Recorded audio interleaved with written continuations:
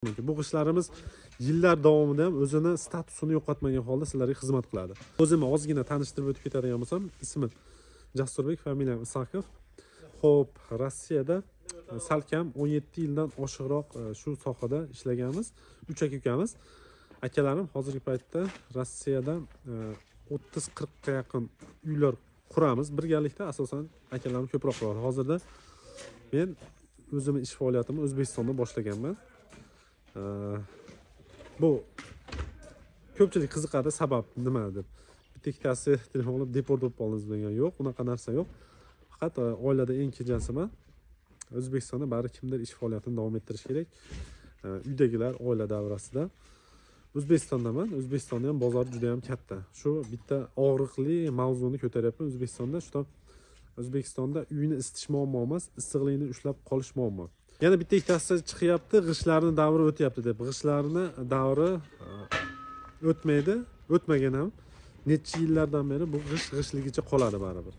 Ko'pchilik uylarini tashqaridan utublit qilyapti. Bazaltda baribir suvoqdan oldin qilgan yaxshi. Ko'pchilik keyinchalik bilinmaydi, misol kuxniy garnitur ilsa qanaqa bo'ladi, kabelga ketib qolishi mumkin degan. Bitta jazosi video syomka qilib qo'ysalar, Xudo xolasa 2026 dan komandani kattalashtirmoqchimiz, xudo xolasa.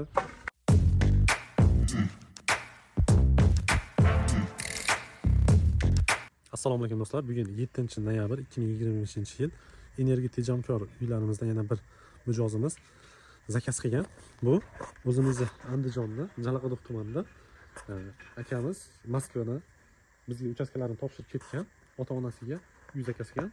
Xudo xolasa mana ish kunimizni g'ish boshlaganimizga bugun 7-kun ekan. Bugungi mavzuyimiz savollarga javoblar. Juda ko'p kommentariylar kelgan. Kommentariylardan o'qiyapman qo'ldan kelgancha. Xo'p, assalomu alaykum. Qashqadaryoga kelib qurib berasizlarmi degan. Harakat qilamiz, butun O'zbekiston bo'ylab qurib berishga harakat qilamiz. Bemalol Telegram gruppamni, Instagram silkasini, Telegram va WhatsApp nomerlarimni qo'yaman. Chet eldagi hamyurtlarimiz ham bemalol aloqaga chiqishlari mumkin. Sizlarga menga ham udobli, misol uchun rolda bo'lib qolishi mumkin, yo bo'lmasa ishdan keyin sizlarga javob berishga harakat qilaman. Yo bo'lmasa premo telefon qilib qilsanglar ham bo'laveradi. Ikkovi nomer ham ishlaydi. Xo'p. Assalomu alaykum, ishlarga omad. G'isht terganda muzlab qolmasligi uchun loyga nima qilish kerak? Iltimos aytavering oldindan, rahmat. Rastvorni muzlamasligi uchun protifmorozniy dabahka bor, shundan qo'shish kerak. Gap yo'q aka, zo'r chiqayotgan loyihangiz O'zbekiston bo'yicha juda ham yaxshi debdi, rahmat. Xo'p. Bu uyni mansardli qilib qursa bo'ladimi degan. Kimda kim xohlasa mansardli qilib ham qurib beramiz. Lekin O'zbekiston sharoitida kun issiq bo'lgani sababli polnosenli uy taklif qilaman. Nimaga desangiz, yoz kunida juda ham isib ketishi mumkin. Inshaalloh. Bolalar bilan hazillashyapmiz. Telefon bo'lib qoldi. Bizda obed davom etamiz. Xudo xolasa 2026 dan komandani kattalashtirmoqchimiz. Xudo xolasa 10 ga yaqin brigada qilish niyat bor. Bemalol aloqaga chiqaverasizlar. Ko'proq Samarqand, Toshkentdan takliflar tushyapti. Xudo xolasa showroom qilish niyat bor, ofis qilish niyat bor. Kommentariyalar ko'p kelgan. Sizlarga eng yaxshi qiziq manfaatlarni o'qib javob berishga harakat qilaman. Yoki beton tagiga gidroizolyatsiya material solinmagan bo'lsa, mastika qilgan bilan chiqaradi sho'r debdi. Endi to'g'ri, ko'p joyi konsultatsiyalarga chaqirishyapti. Boshidan qilinmagan shu gidroizolyatsiya ishlari, shuni o'zini ketma-ketligida qilsangiz juda ham yaxshi bo'ladi. Elektromontajni rodman suvoqdan keyin qilish kerak, shunga akkuratni chiqadi debdi. Kimga qanaqa? Menga juda ko'p praktikamni o'tkazganman. Suvoqdan oldin qilgan yaxshi. Ko'pchilik keyinchalik bilinmaydi, misol kuxniy garnitur ilsa qanaqa bo'ladi, kabelga ketib qolishi mumkin degan. Bitta jazosi video syomka qilib qo'ysalar, sahnaning qilib qo'ysalar, ko'rish imkoniyati bo'ladi keyinchalik. Kattakon rahmat debdi. Ko'pchilik Jasurbek ishlaringizga rivoj, rahmat. Maslahatlaringiz zo'r degan. Xo'p. Yashang. Juda ko'pchiliklar qurayotgan uylarimiz hammaga yoqyapti. Har taraflama ustunlik taraflari juda ham yuqori. Misol uchun ko'pchilik uylarini tashqaridan utublit qilyapti. Bazaltda baribir qanaqadir tashqaridan bo'lgan qanaqadir udarlar bo'lsa, issiq sovuq, yomg'ir, sochinlarga nima deydi, ancha-muncha qo'porilishi mumkin. Bu g'ishtlarimiz yillar davomida ham o'zini statusini yo'qotmagan holda sizlarga xizmat qiladi. Yana bitta ikkitasi chiqyapti, g'ishtlarning davri o'tyapti deb. G'ishtlarning davri o'tmaydi, o'tmagan ham. Necha yillardan beri bu g'ishtligicha qoladi baribir. Xo'p. Tom yopishni o'rgatasiz degan. Xudo xolasa kelsanglar harakat qilamiz. Kompaniya bizning proyektlarimiz hamyonbop.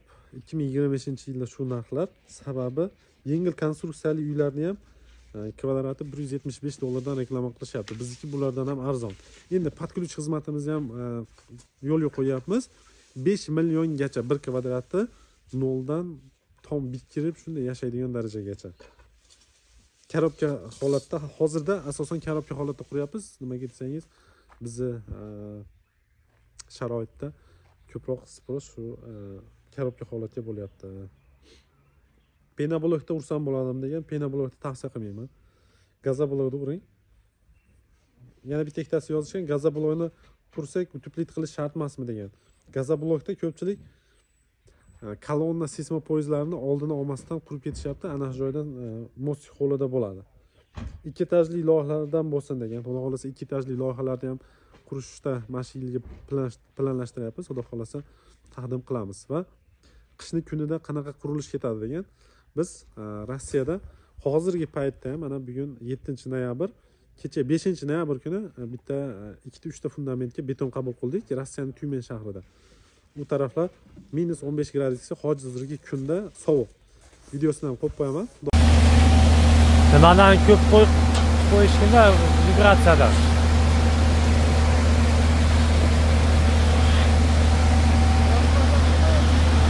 O'zimni ozgina tanishtirib o'tib ketadigan bo'lsam, ismim Jasurbek, familiyam Isakov.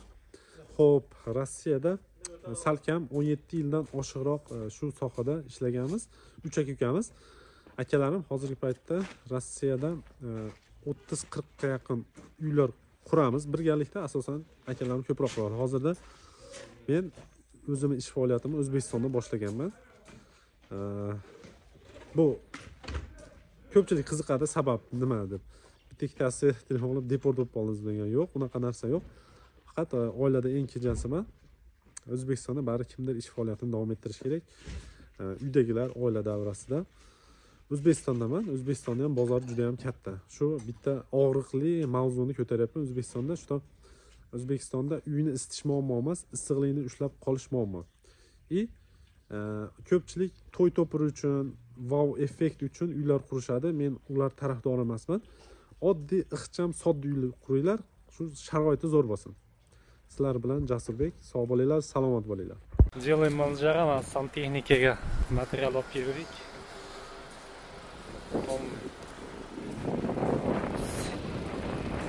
Bizda qor yog'di, mana qish. Все. Manjara ishlayapti. Полный груз.